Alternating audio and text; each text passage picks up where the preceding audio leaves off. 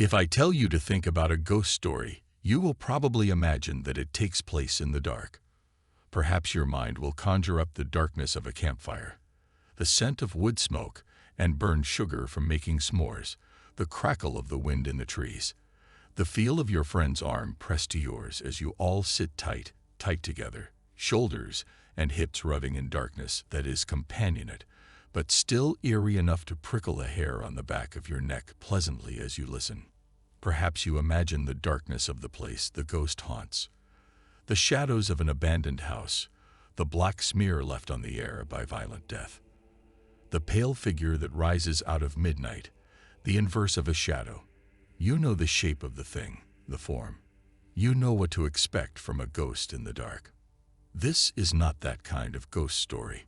The first time I saw the ghost, it was in the light, that pale gold slant of afternoon, the kind of light that wraps around you like linen drapes. She smelled like spring rain, not just the wet mineral scent that rises from the earth, but that particular way the near black bark of a tree and the almost green of bud smell, thick, heavy mud burying the remains of winter underneath. Life beneath death, not the other way around. In a nod to convention, a tribute to the power of story to arrange things, the first time I saw the ghost, she was in a graveyard. She smiled at me. "I saw a ghost today," I said as we were washing the dishes. "Really?"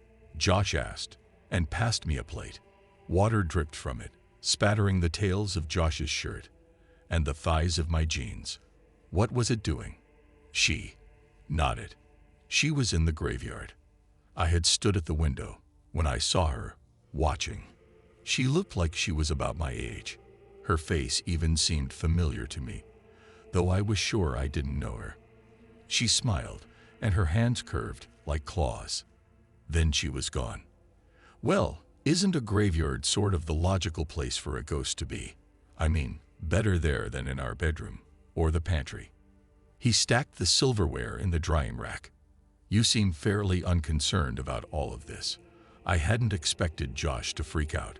Josh didn't freak out about anything, but I had been expecting a reaction stronger than mild relief, that at least our canned goods weren't being haunted. "I don't believe in ghosts, Tamsin. Dead is dead, and when you're buried, you stay where you were put. I'm sure you saw something, just not something I need to be concerned about." I looked through the window, out into the night, at the gravestones standing sentinel, silent and waiting. My left hand curled into a claw. We moved here for a job, a good opportunity for one of us. Josh promised it would be my turn next time. It was a nice community. He was sure I could find something. I'd had a good life where we were before. A job, friends, the things that ground you.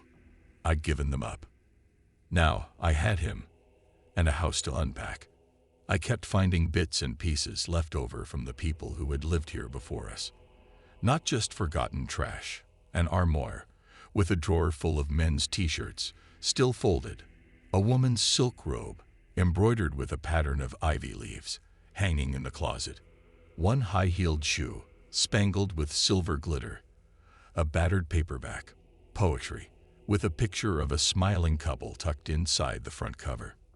There was a tear in the photograph, splitting them almost in two, but they looked happy.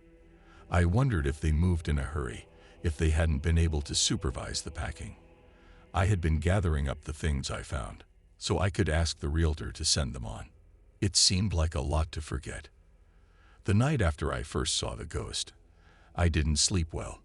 I didn't sleep at all, really.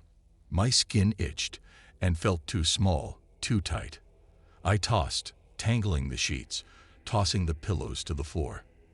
After the first hour, Josh had gone to sleep elsewhere. Finally, I gave up too, and stood at the window, watching. Through the open window I breathed in the scent of a storm, but the sky was cloudless. As far as I could tell, the graveyard was empty, but that was the thing about ghosts, wasn't it? They might be there, anytime, filling the spaces where we are. We just don't see them. The graveyard was small and oddly haphazard. The markers weren't arranged in the precise, sterile rows of modern cemeteries, but scattered here and there like they had grown from the ground where they stood. The stones were weather-faded and overgrown with weeds.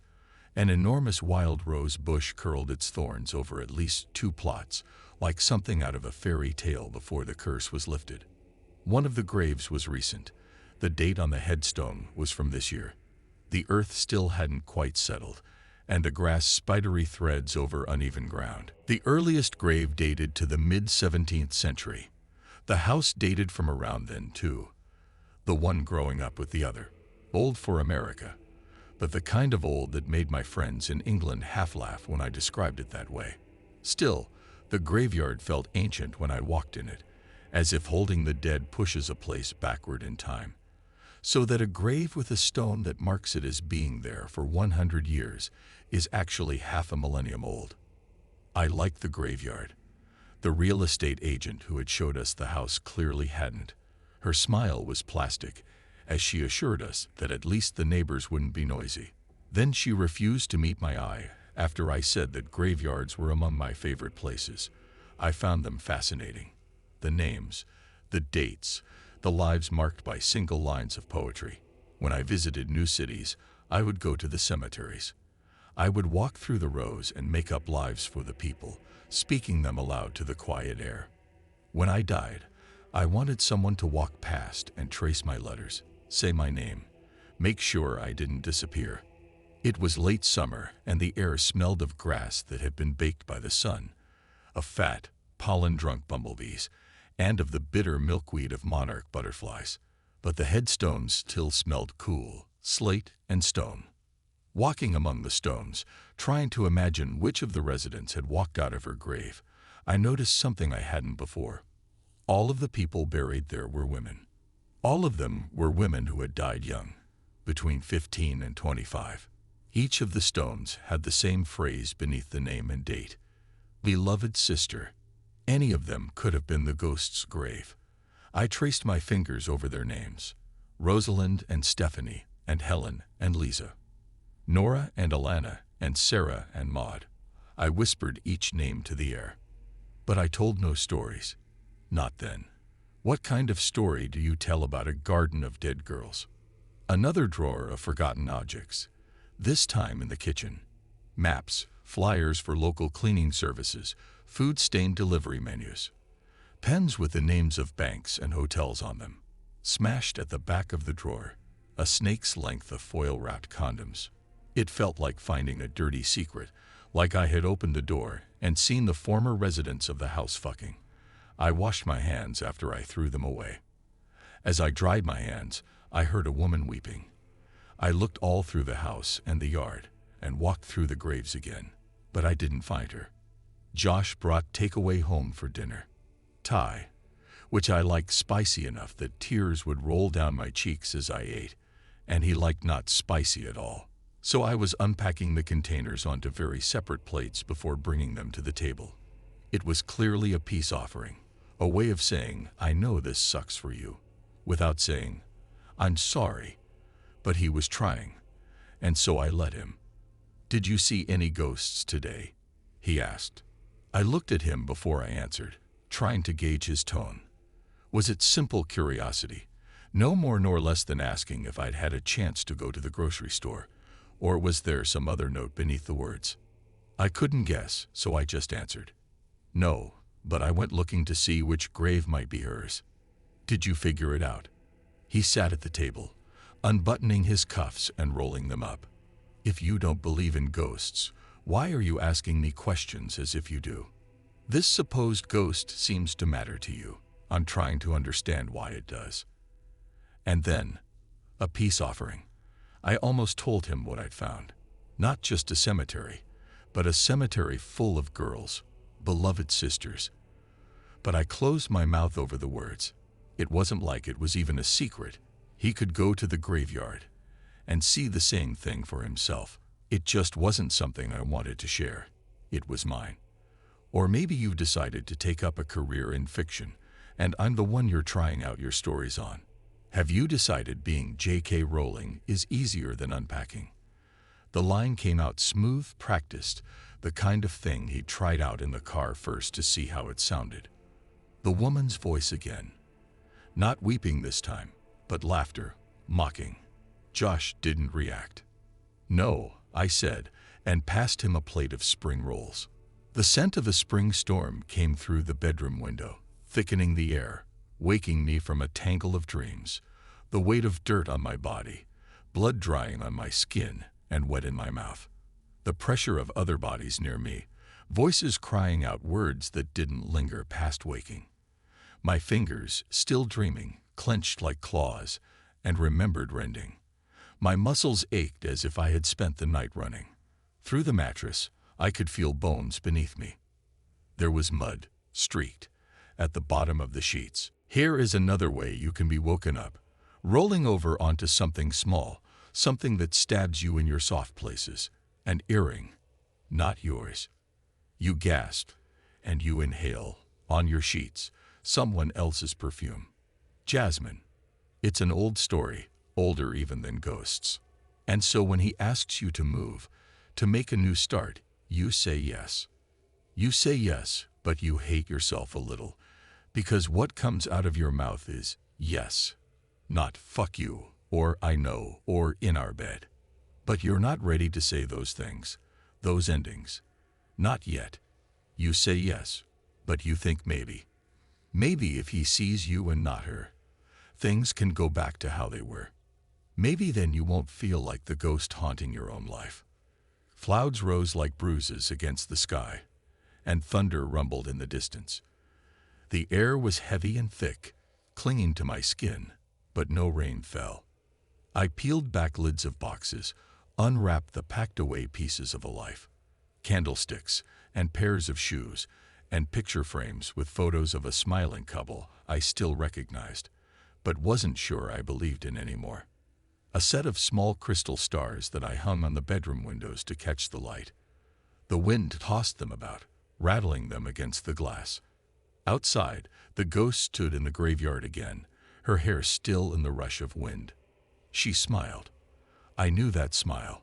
One half of a couple, in a photo nearly torn apart, but preserved inside a book. The ghost was the woman who had lived in the house before me. I ran from the house, from the piles of half-unpacked boxes, to her. The dry grass sliced at my calves, the bottoms of my feet, 1,000 small knives, and so I ran faster, as if that would be enough to let me escape. She was gone when I got there, but I flung myself backward onto the ground where she had been standing, pressing my bones into the earth above where hers lay. I dug my fingers into the dirt and held on tighter. Voices rose up through the ground. The voices of the dead, full of decay, of worms, choked with rot. I felt their words in my bones. Sister, they called me. Same. They spoke of a storm, and wind and rain washed over me, soaking my skin. They spoke of betrayal, the death of love, and my mouth ran red with blood, thick and salt. They whispered of vengeance, and my legs ached from the chase, and the howls of the hunted echoed in my ears. They told me of falling beneath the ground, and dreaming the graves that covered them. Beloved sisters, I opened my eyes to dry grass and the setting sun. Were you out there playing dead? Josh asked. There was a smudge just below his ear. Lipstick, a color not mine. I didn't look at it. Sometimes you don't need to turn the page to know how the story ends. I don't know what you're talking about, I said, slicing tomatoes for the salad. Laying out in the graveyard. I don't know. Sunbathing. Tamsin, you still have grass in your hair. I set down the knife. The wind carried a woman's laugh through the room. Were you spying on me? Was I? He pinched the bridge of his nose. Just put mine in the fridge. I'm going for a walk. I curled my hands into claws, and when I inhaled, I tasted blood. Lightning strobed across the sky, shocking the night into something sharp-edged. Josh, I supposed, was still out walking in it. He could, if he wanted, find his way back. I walked too, pacing the house, through the hallways and up and down the stairs, my breath coming quick, my pulse beating against the inside of my skin. I drank a glass of wine, gulping it, my lips stained red, wine falling from my mouth in my haste, my thirst. Lightning struck, and thunder shook the house so hard the windows rattled. The electricity snapped, sparked, and went dead. I scrabbled for candles, the matches flaring high in my shaking hands, then opened the closet where the fuse box was. Hanging there, a man's shirt, white, buttoned down, torn, bloodied. On the collar, a different shade of red. Lipstick. Laughter, laughter, laughter. I dropped the candle, and it guttered as it fell. The sky opened, rain sheeting down in heavy drops, and I ran into it, my teeth bared. The wind whipped through the grass. The air smelled burnt, and the ghost girls rose from the ground. Not just one. All of them. A spectral sorority. They stepped up and out of their graves, and I felt something inside me tug loose. The ghost stories rose in the air around me, and I breathed them into my lungs. I held the ghosts' hands, solid now, or mine had grown unso, and knew their loves, their losses. I knew the dreams of the ghosts, of a world where they could hurt those who had hurt them, where they might make themselves ghosts to do so. Sisters.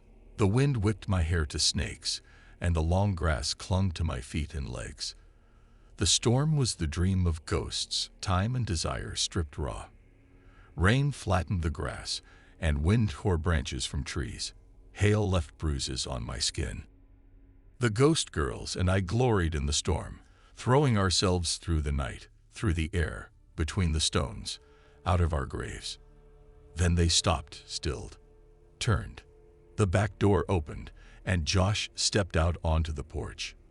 There are stories, of course, about the transformative power of love. Almost as many of these as there are ghost stories. About how if you hold on as your lover turns into a swan, and then a snake, and then a burning hot brand, you will save him. With belief, you can steal your lover back from the very gates of hell. With belief, you can save your lover from whatever dire fate the story dangles over his head. The stories, the ones that tell you this, they all make the same mistake. They assume that every story is a love story. I don't know if he saw the ghosts. I know he saw me. He tried to run. I tore, my fingers like knives, like claws. Rent and howled with my sisters, with the storm. Felt bones break and tissue give. Tasted blood, thicker and richer than wine. I heard him, over the storm, telling me to stop, telling me he was sorry, telling me things would be different. After a while, begging. Then, just noise. We took him to pieces. After, I lay on the cool, wet ground, my bones falling through it to rest, to sleep, the gravestone even now rising above my head. The dream of a ghost, wrapped in the earth.